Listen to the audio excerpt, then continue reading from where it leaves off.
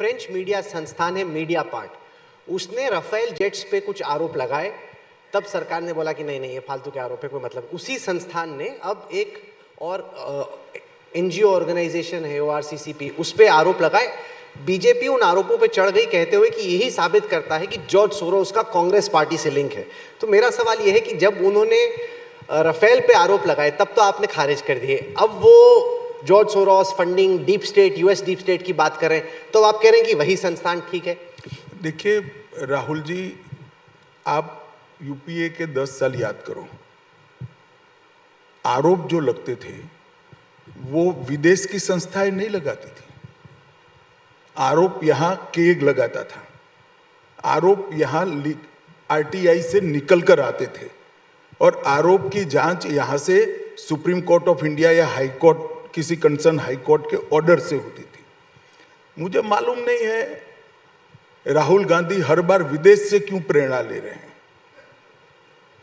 इस देश में केग भी है, विजिलेंस कमिश्नर भी है, हाई कोर्ट्स हैं, सुप्रीम कोर्ट है, कहीं से नहीं आता है।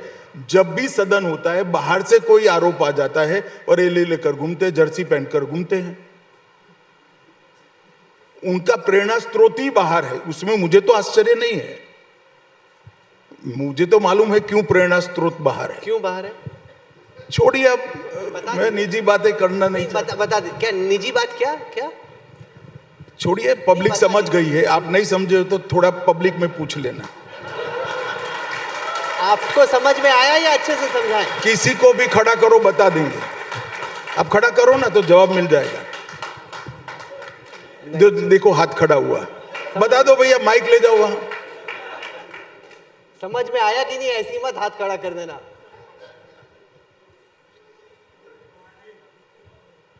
क्या समझ में आया? विदेश में कोई रहता है मिसेस? हर 6 माह विदेश जाते हैं इसलिए कह रहे हैं।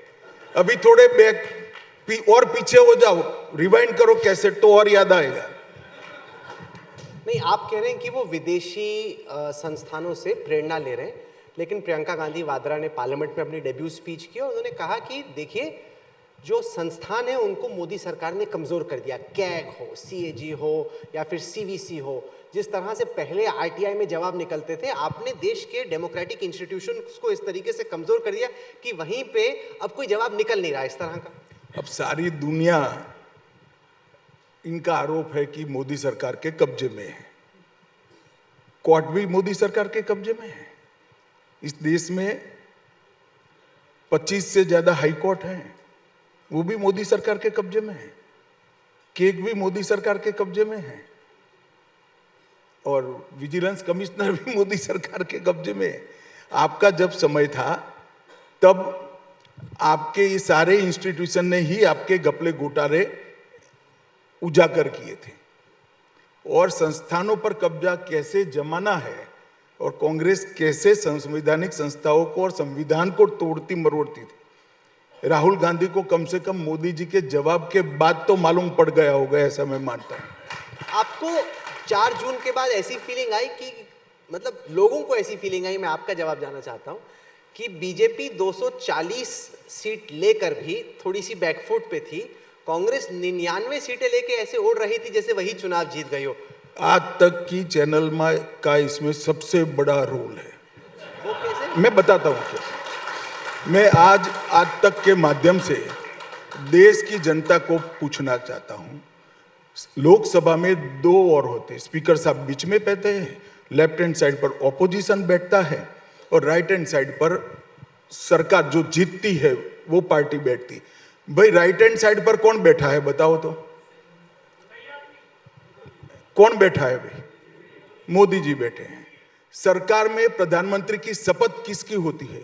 जो चुनाव जीतता है उसकी होती है। राहुल भाई 14, 19 और 24 तीनों में मिलाकर कांग्रेस को जितनी सीटें नहीं आई है उतनी सीटें हम इस बार जीत कर आए हैं। फिर भी आपको लगता है कि हम चुनाव हारे हैं।